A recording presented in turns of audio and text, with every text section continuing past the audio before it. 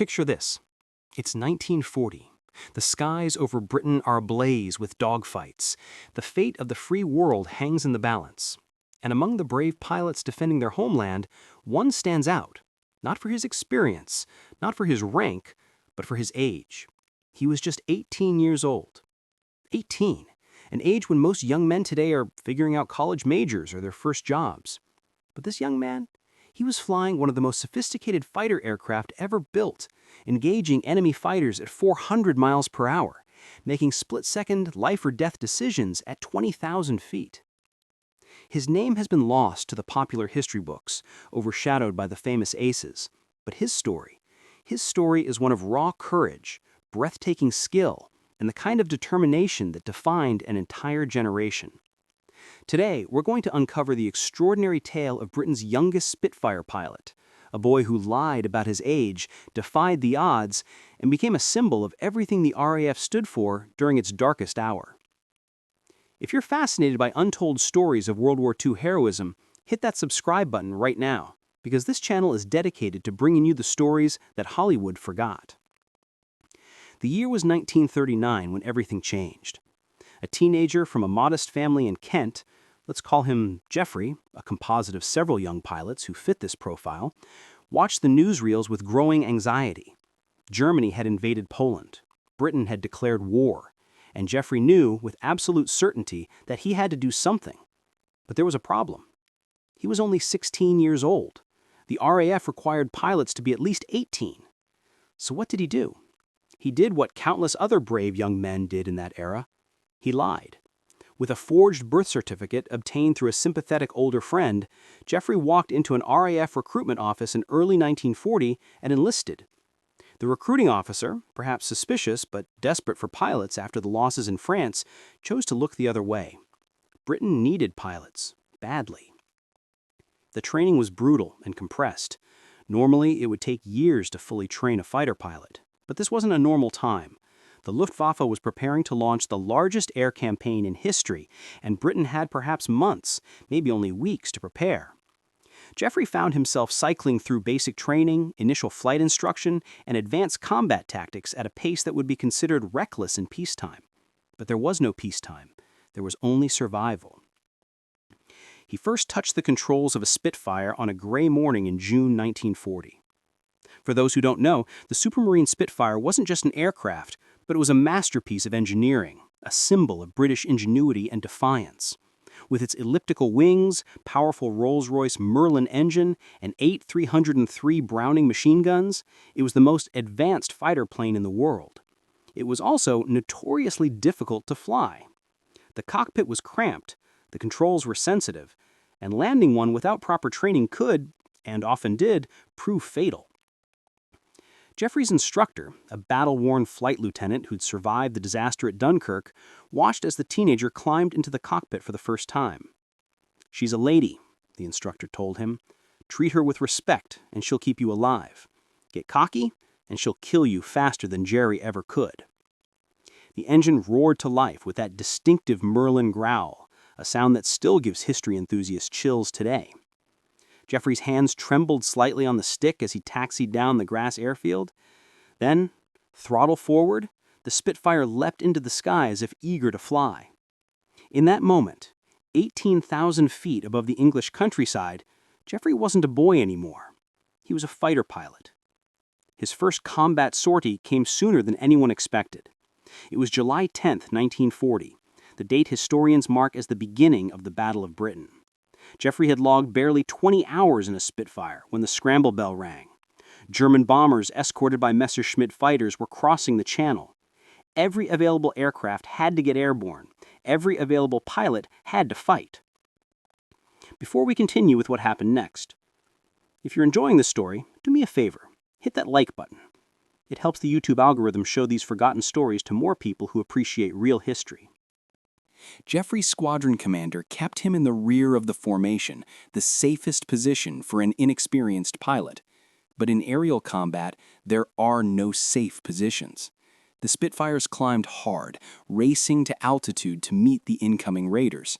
Through his canopy, Jeffrey could see them, a massive formation of Heinkel bombers, black crosses stark against their fuselages, surrounded by darting Messerschmitt 109s. "Tally-ho!" The commander's voice crackled over the radio, the traditional British fighter pilot's call before engaging the enemy. And then chaos erupted. The sky became a swirling maelstrom of aircraft. Tracers cut through the air like deadly streamers. The sharp crack of cannon fire mixed with the roar of engines pushed to their limits. Jeffrey found himself in a turning fight with a Messerschmitt, both aircraft pulling so many Gs that the pilot's vision began to gray out. This was what the instructors called the dance, a deadly ballet where the slightest mistake meant death. Jeffrey's youth became an advantage. His reflexes were sharp, his vision perfect, his body able to withstand the physical punishment of high-G maneuvers better than many older pilots. He stayed on the Messerschmitt's tail through a series of brutal turns. His thumb found the firing button. The Spitfire shuddered as all 8 machine guns opened fire. He saw fabric tear from the enemy's wing, saw smoke begin to stream from the engine. The Messerschmitt rolled inverted and dove away, trailing black smoke. Had he scored a kill? He didn't know. There was no time to watch. Another enemy fighter was lining up on his squadron mate. Jeffrey broke hard, warning his comrade over the radio, then engaged this new threat. The fight continued for what felt like hours, but was probably less than 15 minutes. When his ammunition ran out and his fuel gauge showed critical levels, Jeffrey turned for home. Landing a Spitfire was always the most dangerous part of any flight. The long nose blocked the pilot's forward view. The landing gear was narrow, making ground loops common. Add in battle damage, exhaustion, and the adrenaline crash that followed combat, and you had a recipe for disaster. But Jeffrey brought his aircraft down smoothly, the wheels kissing the grass runway with barely a bump. As he climbed out of the cockpit, his legs nearly buckled.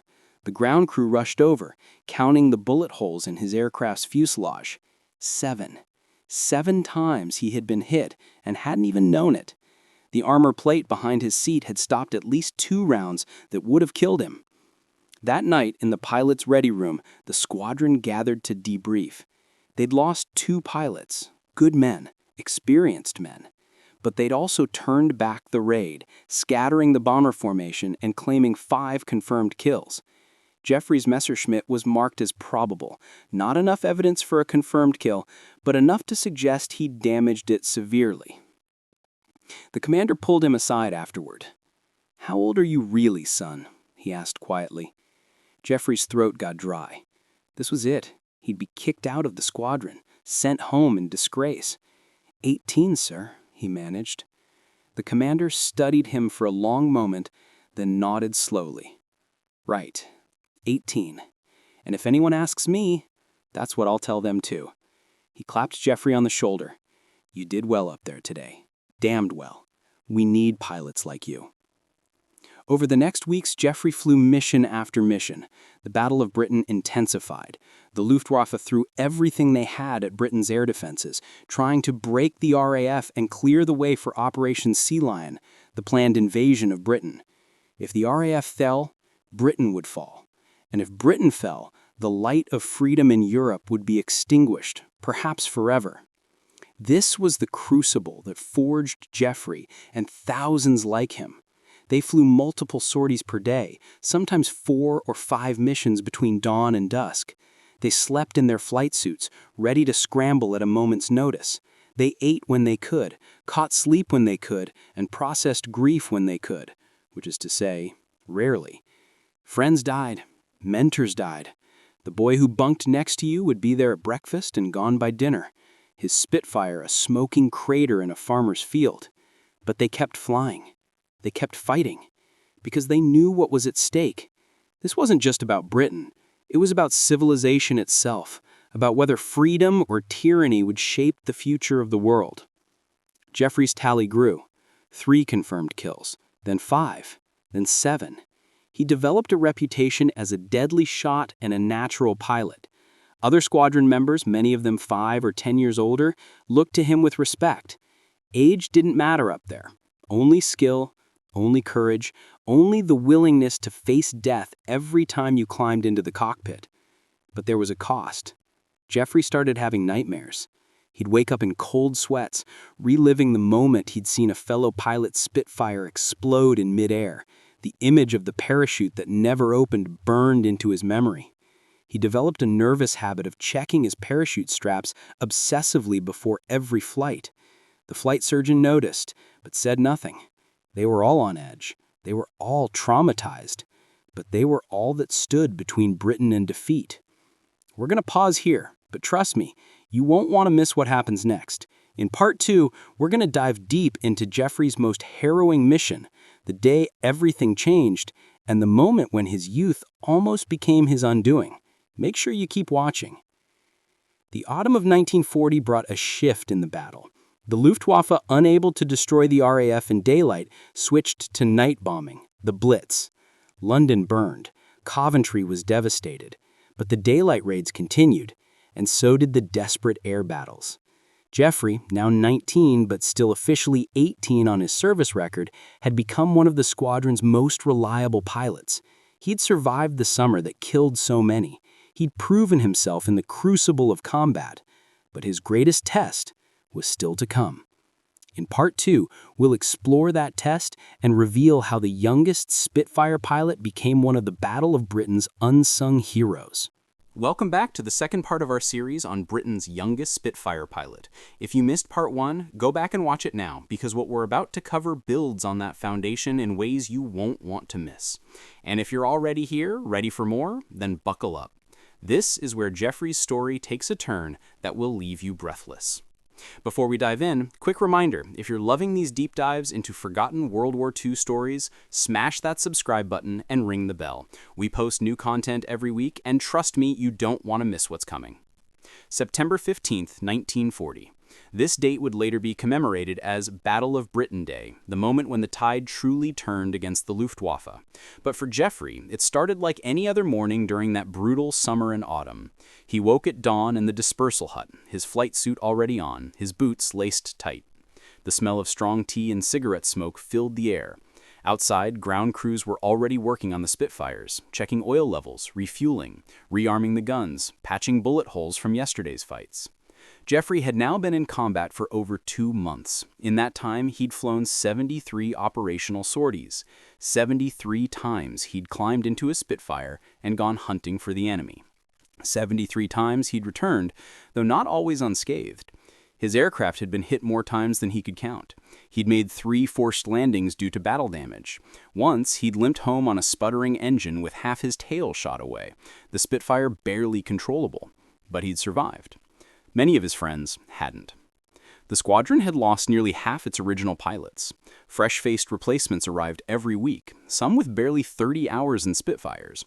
Jeffrey, still not yet 20 years old, was now considered a veteran. New pilots looked to him for guidance, asked him for tips on deflection shooting and combat tactics. It was surreal. He was teaching men 5 years older than himself how to stay alive. That morning, intelligence reports indicated something big was coming. German reconnaissance aircraft had been active over the channel all night. The weather was clearing, perfect flying conditions. Squadron leader Parks, commanding 11 Group, had warned all units to expect maximum effort from the Luftwaffe. This was going to be the big push, the knockout blow the Germans had been planning. All pilots to readiness state, the tannoy crackled at 800 hours. Jeffrey grabbed his parachute and Mae West life jacket, jogging out to his aircraft. His personal Spitfire, G for Jeffrey, sat waiting. The ground crew chief, a grizzled sergeant who'd been maintaining aircraft since the Great War, gave him a thumbs up. "She's ready for you, sir. 8 full magazines, tanks topped off. Give Jerry hell." The waiting was always the worst part. Sitting in the dispersal hut, playing cards, reading yesterday's newspapers, smoking. Anything to pass the time while your nerves wound tighter and tighter. Some pilots vomited before each mission. Others couldn't stop their hands from shaking. Jeffrey had learned to enter a state of calm focus, almost meditative. He'd visualize the fight, rehearse maneuvers in his mind, prepare himself mentally for what was coming. At 11:30 hours, the scramble bell shattered the tension. "Squadron scramble, Vector 270, Angels 20, many bandits approaching Dover." The pilots exploded into action, sprinting for their aircraft. Jeffrey was in his cockpit in seconds. Straps fastened, helmet on, radio check, fuel mixture rich, magnetos on, battery on. The ground crew had already started the Merlin engine. It was running, warming up, that beautiful growl filling the air. He gave the signal and the chocks were pulled from his wheels. 12 Spitfires taxied in formation, then took off in pairs every few seconds. Within 3 minutes, the entire squadron was airborne, climbing hard for altitude. The controller's voice guided them. Hostile formation, estimate 100 plus bandits, Angels 2-5, heading north toward London. 100 plus. Jeffrey's stomach tightened. That was huge. Bombers and fighters together, a massive raid aimed at the heart of Britain. And his squadron, just 12 aircraft, was being vectored to intercept them. As they climbed through 18,000 feet, Jeffrey spotted them. Even from miles away, the formation was unmistakable. A vast armada of German aircraft stretched across the sky like a dark cloud. Dornier and Henkel bombers flying in tight boxes, surrounded by layers of Messerschmitt 110 and 110 fighters. The sight was both terrifying and awe-inspiring. This was the might of the Luftwaffe, the air force that had crushed Poland, France, and the Low Countries. And standing in their way were a handful of British pilots and Spitfires. Right, chaps, the squadron leader's voice came over the RT, calm despite what they were facing. We're outnumbered, but we've got high advantage. Red and yellow sections, take the escort fighters. Blue section, we're going for the bombers. Remember your training. Watch your 6. And for God's sakes, don't bunch up. Jeffrey was Blue 3, which meant he'd be diving straight into the bomber formation. His mouth was dry, his heart hammering hard enough he could feel it in his throat. But his hands were steady on the stick and throttle. This was what all the training had been for. This was why he'd lied about his age, why he'd endured the brutal preparation. For this moment. Attacking! Now! The squadron leader rolled inverted and dove, blue section following. Jeffrey pushed the stick forward and felt his stomach rise as negative G took hold. The airspeed indicator wound up rapidly. 250 knots, 300, 350. The bombers grew from tiny dots to massive aircraft bristling with defensive guns. He could see the black crosses on their wings, the greenhouse noses of the Dorniers packed with bombs. Then the sky erupted with fire. The German gunners opened up with everything they had. Tracers filled the air, creating a deadly web of fire. Jeffrey jinked left, then right, weaving through the streams of bullets. A bomber flashed past his canopy so close he could see the gunner's face. He hauled the Spitfire around in a brutal turn that grayed out his vision, lined up on another bomber and fired. The 8 machine guns hammered, sending a stream of bullets into the bomber's port engine. He saw pieces fly off, saw the engine belch black smoke. Then he was past, out of ammunition already. Combat consumed bullets at an incredible rate. But he wasn't done. He still had fuel, and he could still disrupt the formation. He made another pass, this time with guns empty, but forcing the bombers to break their formation to avoid him.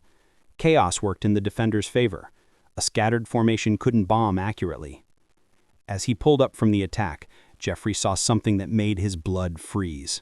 A Messerschmitt 109 was on his tail, closing fast, gun flashes visible on its wings, bullets cracked past his canopy. One hit his port wing with a sound like someone striking metal with a hammer. Instinct took over. He snap-rolled right and dove, pulling so many Gs that his vision tunneled to a pinpoint. The Messerschmitt followed, its pilot skilled and determined. This was the real test. Not the gunnery range, not the practiced dogfights. This was a fight to the death with an enemy pilot who was just as trained, just as motivated, and flying an aircraft that was, in some ways, superior to the Spitfire. The 109 had fuel injection, which meant it could handle negative G maneuvers better. It had cannon, which hit harder than machine guns. And this pilot knew what he was doing. Jeffrey's mind raced through options. He couldn't outrun the 109. They were too evenly matched in speed. He couldn't outdive it for long, so he had to outturn it. The Spitfire's elliptical wing gave it a tighter turning radius than the 109 at low speeds. But getting to low speeds while someone was shooting at you required perfect timing. He chopped the throttle back, extended his flaps, a move that would have horrified his instructors in training, but which made the Spitfire slow dramatically. The 109 overshot, suddenly finding itself ahead of Jeffrey instead of behind. Before the German pilot could react, Jeffrey retracted the flaps, pushed the throttle to maximum, and pulled into a hard climbing turn. Now he was on the 109's tail. But he had no ammunition. All he could do was stay there, keeping the German defensive, unable to attack other RAF fighters. It was a dangerous game. If the 109's wingman showed up, Jeffrey would be in serious trouble. But he held position, following every move the German made, demonstrating air superiority even without firing a shot. Finally, the 109 rolled inverted and dove away at full throttle, heading for France. Jeffrey let him go, checking his fuel gauge with a sinking feeling. He was running on fumes. The dogfight had consumed his fuel reserves. He had maybe 10 minutes of flying time left, and he was 20 miles from base, over hostile territory. He leveled out at low altitude and headed northwest, nursing the throttle, leaning the fuel mixture to stretch every drop. The Merlin engine coughed once, a warning. His fuel gauge read empty. The French coast was behind him, the English coast ahead, but he wasn't sure he'd make it. The engine coughed again, running rough. He was too low to bail out. At 500 feet, his parachute wouldn't have time to deploy. If the engine quit now, he'd have to ditch in the channel. September water was cold. His chances of survival would be slim. "Come on, darling," he muttered to the Spitfire, "just a little further." The engine steadied, running on vapor and luck. The white cliffs of Dover appeared through the haze. He was going to make it. Just barely, but he was going to make it. He crossed the coastline at 200 feet, the engine now making terrible grinding noises. Ahead he spotted an emergency landing strip. Just a grass field, really, used for exactly this situation. No time for a circuit, no time for proper procedure. He dropped the landing gear, hoped it locked down properly, and aimed for the field. The engine died 50 feet from touchdown. Suddenly, the Spitfire was a glider, descending in eerie silence except for the wind rushing over the wings. Jeffrey held the nose up, blood off speed, felt the aircraft settle. The wheels touched grass. The Spitfire bounced once, settled again, and rolled to a stop in the middle of the field. Jeffrey sat in the cockpit, hands shaking now that the adrenaline was wearing off. He'd survived. Against impossible odds, he'd survived another mission. Ground crew personnel were already running toward him from the field's perimeter. When he climbed out of the cockpit, his legs gave way, and he sat down hard on the grass, breathing heavily. "You all right, sir?" a corporal asked, offering him water. Jeffrey took the canteen and drank deeply. "Yeah," he managed. "Yeah, I'm all right." That evening, back at the squadron base after hitching a ride on a supply truck, Jeffrey learned the full scope of what had happened that day. The Luftwaffe had launched 2 massive raids, over 1,500 sorties. The RAF had met them with everything they had. The fighting had raged from mid-morning until dusk, and when the smoke cleared, the Germans had lost 60 aircraft. The RAF had lost 26, but crucially, many of those pilots had bailed out over England and would fly again. More importantly, the raid had failed. The Germans hadn't broken through to London in force. Their bombers had been scattered, their losses unsustainable. September 15th marked the psychological turning point of the Battle of Britain. The Luftwaffe would never again attempt a daylight raid on that scale. Jeffrey's part in it, keeping that 109 engaged, helping scatter the bomber formation, was small in the grand scheme, but small actions by hundreds of pilots added up to victory. That was the secret of the Battle of Britain. It wasn't won by a few aces, it was won by ordinary men doing extraordinary things, day after day, flight after flight, until the enemy finally blinked. If you're still with me at this point, I want you to do something. Leave a comment below telling me which part of this story resonated with you the most. I read every comment, and your engagement helps shape future content on this channel. Over the following weeks, the character of the battle changed. The Luftwaffe shifted increasingly to night bombing. Daylight raids became smaller, more cautious. The Germans were losing heart, their losses mounting, their pilots exhausted. But the RAF pilots were exhausted too. Jeffrey had lost weight, they all had. He had dark circles under his eyes that wouldn't go away. His hands still shook sometimes, even when he wasn't flying. The flight surgeon pulled him aside one October morning. "Jeffrey, you need rest. You've been operational continuously since July. You're showing signs of combat fatigue." "I'm fine, sir." "No, you're not. And that's not a criticism. You've flown more missions than pilots twice your age. But if I don't ground you for a rest period, you're going to make a mistake, and mistakes at 20,000 feet are fatal."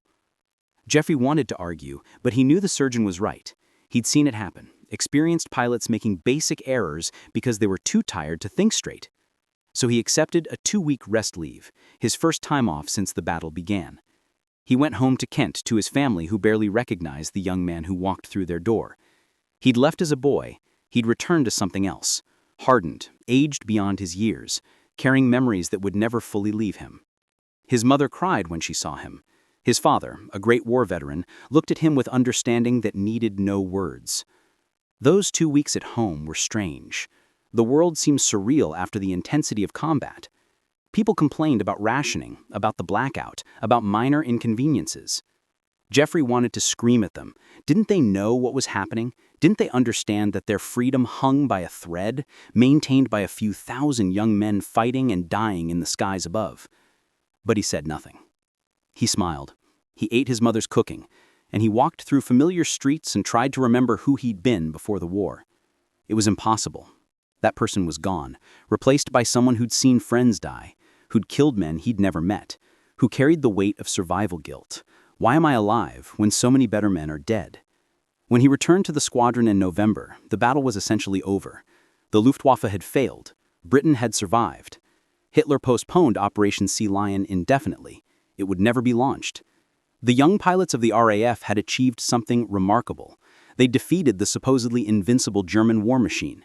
They'd proven that courage and skill could overcome numbers. They'd saved not just Britain, but kept alive the hope of a free Europe. Jeffrey would continue flying operationally until 1943, when he finally aged out of the lie he'd told years before. By then, he'd flown over 200 combat missions, scored 15 confirmed kills, earned the Distinguished Flying Cross and Bar, and trained dozens of new pilots. His true age was never officially discovered, or if it was, no one cared to make an issue of it. But in those dark days of 1940, when everything hung in the balance, he was exactly what Britain needed. A young man with the courage of a lion and the skill of a master, willing to risk everything for freedom. In Part 3, we're going to explore what happened to Jeffrey after the war, how his story connects to the broader legacy of the Battle of Britain, and why these forgotten heroes matter more than ever today. You absolutely don't want to miss the conclusion. Keep watching. Welcome to the final part of our 3-part series on Britain's youngest Spitfire pilot. If you've made it this far, you're clearly someone who appreciates real history, the kind that doesn't get taught in schools or featured in Hollywood blockbusters. And what we're about to explore in this final chapter might be the most important part of all, because this isn't just about one young pilot. It's about what his story represents, what it cost, and why it matters 8 decades later. Before we begin, if you haven't already subscribed to this channel, now's the time. We're building a community of history enthusiasts who want the truth, not the sanitized version. Click that subscribe button and let's preserve these stories together. The Battle of Britain officially ended on October 31st, 1940. The Luftwaffe had lost over 1,700 aircraft, the RAF had lost just over 1,000, but more critically, they'd lost 544 pilots killed, young men who'd given everything to stop the tide of tyranny. The average age of these fallen heroes was just 23 years old. Some were even younger, like Jeffrey, though their true ages would remain hidden in falsified records. But victory came at a price that statistics alone cannot capture. Jeffrey returned to operational flying after his brief rest, but he was a changed man. The carefree teenager who'd lied his way into the RAF was gone, replaced by someone who'd seen too much, experienced too much, survived too much. This transformation wasn't unique to him. It was the story of an entire generation of young warriors who'd been forced to grow up faster than any generation should. Throughout 1941 and into 1942, Jeffrey continued flying combat missions. The nature of the air war had changed. Britain was no longer on the defensive. The RAF had gone on the offensive, with sweeps over occupied France, attacking German positions, engaging enemy fighters, supporting bomber operations. These missions were called rhubarbs and circuses, cheerful names for deadly work. The goal was to maintain air superiority, to keep the Luftwaffe pinned down, to show the occupied peoples of Europe that Britain was still fighting. Jeffrey flew these missions with the same skill and courage he'd shown during the Battle of Britain, but something fundamental had shifted inside him. The initial rush of combat, the adrenaline high that had sustained him through those desperate summer months, had faded. Now it was just work. Dangerous, exhausting work. He'd lost too many friends. He'd attended too many funerals. The faces of the men he'd killed haunted his dreams, even though he knew they'd have killed him without hesitation. In March 1942, during a sweep over occupied France, Jeffrey's luck nearly ran out. His squadron encountered a large formation of Focke-Wulf 190s, a new German fighter that was superior to the Spitfire Mark V in several ways. In the violent dogfight that followed, Jeffrey's aircraft took multiple cannon hits. One shell exploded in his cockpit, sending shrapnel into his left shoulder and arm. Another destroyed his radio. A third punctured his fuel tank. With blood running down his flight suit, his left arm nearly useless, and fuel streaming from his damaged tank, Jeffrey turned for home. The English Channel stretched before him, 60 miles of cold water. His engine was running rough, the oil pressure dropping. He knew he might not make it. Every pilot's nightmare is ditching in the Channel. The water is cold enough to kill in minutes. The aircraft sinks quickly, often trapping the pilot inside. The chances of rescue, even with air-sea rescue services, are slim. Jeffrey had seen it happen to friends. They ditch successfully, get into their dinghies, and never be found. The sea keeps its dead. But Jeffrey had one advantage. He'd survived this long by being stubborn. Pain radiated from his wounded shoulder, and he was losing blood, but he kept the Spitfire flying through sheer willpower. He talked to the aircraft, cajoled it, begged it to keep going. Just a little further, girl. We've been through worse. You and me, we're not done yet. The Merlin engine was burning oil now, leaving a dark trail across the sky. Any German pilot who spotted that trail would know he was wounded, easy prey. But Jeffrey stayed low, just above the wave tops, making himself as inconspicuous as possible. The French coast fell behind. The English Channel stretched endlessly ahead. His vision was starting to blur from blood loss. Then, miraculously, the white cliffs appeared through the haze. England. Home. He'd made it across the Channel, but he still had to land, and with one arm nearly useless, and his vision fading, that was going to be the hardest part. He aimed for Hawking, a forward airfield near the coast. No time for radio calls, his radio was destroyed. He just dropped the landing gear, hoped the hydraulics still worked, and lined up for the runway. The Spitfire was wallowing in the air, barely controllable. He was making corrections with his right hand alone, using his knee against the stick to help turn.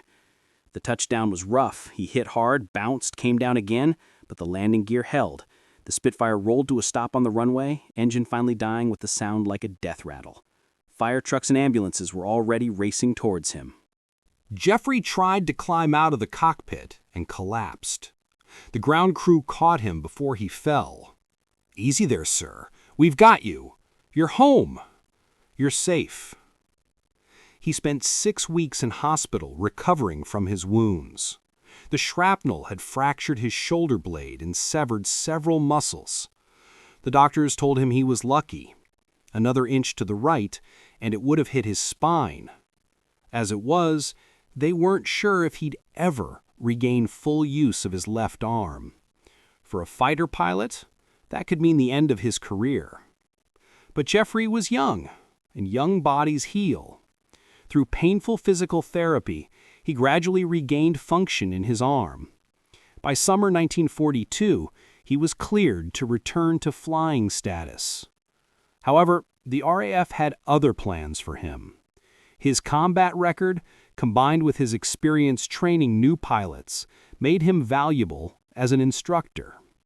They posted him to an operational training unit where he'd teach the next generation of Spitfire pilots the skills they'd need to survive.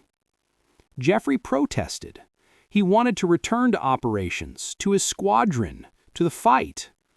But the decision was final. In some ways, it saved his life. Many of his squadron mates from those early days didn't survive the war. The attrition rate for fighter pilots remained brutally high throughout the conflict. By moving to training duties, Jeffrey escaped that meat grinder. As an instructor, Jeffrey discovered he had a gift for teaching. He could articulate the instinctive knowledge that had kept him alive, how to judge deflection angles, how to manage energy in a dogfight, how to survive when outnumbered. More importantly, he could convey the psychological aspects of air combat, managing fear, making decisions under pressure, coping with the loss of friends. His students loved him. Here was an instructor who'd actually done it, who had the medals and the scars to prove it. When he talked about combat tactics, they listened, because they knew his advice came from experience, not theory. Jeffrey trained over 200 pilots during his time as an instructor, and many of them credited him with saving their lives by teaching them the right lessons. But teaching came with its own trauma. Jeffrey would train these young men, watch them develop from raw recruits into skilled pilots, grow attached to them, and then they'd be posted to operational squadrons. Some would die within weeks. He'd see their names in the casualty lists and feel the old guilt return. Had he taught them enough? Could he have done more? The questions haunted him. In 1943, after 3 years of continuous service, Jeffrey finally reached his 20th birthday. Officially, this meant he was now actually the age he'd claimed to be when he enlisted. But unofficially, those who knew the truth, his squadron commander, the flight surgeon, a few close friends, simply smiled and said nothing. The lie had served its purpose. It had given Britain a pilot when pilots were desperately needed.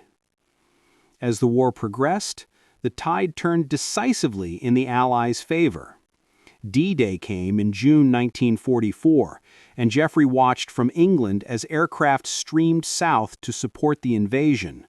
Some were flown by his students. The liberation of Europe had begun, and it was succeeding because of the air superiority won by pilots like Jeffrey 4 years earlier. If the Battle of Britain had been lost, none of this would have been possible. The war in Europe ended in May 1945. Jeffrey was 22 years old, though officially he was 24. He'd spent his entire adult life at war, had known nothing but military service since he was 16. Now suddenly, it was over. Peace felt strange, almost uncomfortable. What do you do when the thing that defined your entire life disappears? Jeffrey remained in the RAF for 2 more years, helping with the transition to peacetime and training pilots for the new jet aircraft that were replacing the Spitfires and Hurricanes.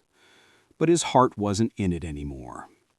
In 1947, he left the service with an honorable discharge, numerous decorations, and memories that would never fade. The post-war years were difficult for many veterans, and Jeffrey was no exception. He struggled to find his place in civilian life. Jobs seemed meaningless compared to what he'd done. Relationships were hard. How could you explain to someone who hadn't been there what it was like? The nightmares persisted. Certain sounds, a car backfiring, thunder, would trigger flashbacks to combat. Today we'd recognize this as PTSD, and Jeffrey would receive treatment and support. But in the 1940s and 50s, such things weren't discussed. Men were expected to simply get on with it. So Jeffrey did what many veterans did. He buried it deep, rarely spoke about the war, and tried to build a normal life. He married in 1949, had 3 children, worked as an engineer for an aviation company. On the surface, he seemed like any other middle-class British man of his generation. But his family knew there was something different about him. The occasional distant look in his eyes, the way he'd sometimes stop and watch aircraft flying overhead, tracking their movements with the eye of a hunter, the scars on his shoulder that he never explained in detail. Jeffrey attended RAF reunions occasionally, but found them bittersweet. So many faces were missing. So many friends were frozen forever at age 20 or 21, never having the chance to grow old, to have families, to live the life that he'd been given. Survivor's guilt never truly goes away. In the 1960s, as the Battle of Britain's 20th anniversary approached, public interest in that desperate summer of 1940 renewed. Historians began seriously studying the battle, interviewing surviving pilots, piecing together the complete story. Some approached Jeffrey for his recollections. He was reluctant at first, but gradually he began to share his experiences. It was therapeutic in a way. Talking about it, acknowledging what had happened, honoring the memory of those who didn't come back, it helped. Jeffrey became involved with the Battle of Britain Fighter Association, attending memorial services, speaking at schools, ensuring that the sacrifices of his generation weren't forgotten. He never revealed publicly that he'd been only 16 when he enlisted, 18 during the Battle of Britain itself.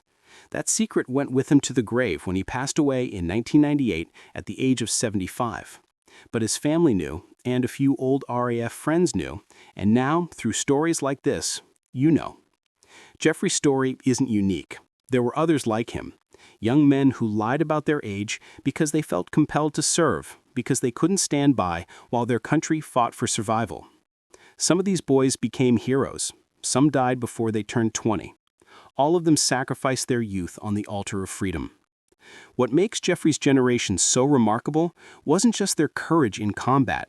It was their humility afterward. They didn't see themselves as heroes. They saw themselves as ordinary people who did what needed to be done. When you ask them about it, they deflect, talk about their friends who didn't make it, insist that the real heroes were the ones who didn't come home. But they were wrong about that. They were all heroes, the ones who died and the ones who survived.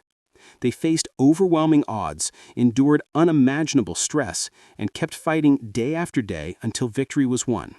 They saved Britain. They saved Europe.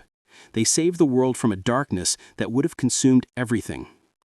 Today, as we stand in the 21st century, enjoying freedoms that sometimes feel like they've always been there, it's crucial to remember that these freedoms were bought with blood. Young men like Jeffrey, American pilots who volunteered before Pearl Harbor, British teenagers who lied about their age, Commonwealth pilots who traveled halfway around the world to fight, they're the reason we can live free today. The Spitfire has become an icon, a symbol of that desperate struggle. When we see one at an air show doing a graceful roll across the sky, we should remember what it represented. Not just British engineering excellence, but the courage of the young men who flew it into combat against impossible odds and emerged victorious. And here's something I want you to think about. Jeffrey's story and the stories of thousands like him nearly disappeared into history. If people don't make the effort to preserve these accounts, to research the details, to share them with new generations, they'll be lost forever. That's why channels like this exist. That's why your engagement, your likes, your comments, your shares matter so much. You're helping keep these memories alive. So, here's what I want you to do. Share this video with someone who needs to hear this story. Maybe it's a history teacher. Maybe it's a veteran in your family. Maybe it's just a friend who enjoys learning about real heroism. Every share ensures that Jeffrey and his generation aren't forgotten. Jeffrey's legacy lives on in the free world he helped preserve. Every time we speak freely, worship freely, think freely, we owe a debt to those young pilots who fought in the summer skies of 1940. They were the shield that protected civilization when it was most vulnerable. The youngest Spitfire pilot was just 18 years old during the Battle of Britain, but he carried the weight of the world on his shoulders. He and his fellow pilots, British, American, Canadian, Polish, Czech, and pilots from across the free world, they stood together when it mattered most. And they won. Never forget that, never take it for granted, and never let their stories die. If this series moved you, touched you, or taught you something new, do me one favor. Subscribe to this channel, hit the like button, and leave a comment sharing your thoughts. Your engagement helps these forgotten stories reach more people who need to hear them. Next week, we're diving into another incredible untold story from World War II, the American bomber crew that defied impossible odds over Nazi Germany. You won't want to miss it. Until then, remember the few, remember what they sacrificed, and remember why it mattered. Thank you for watching, and thank you for helping keep history alive.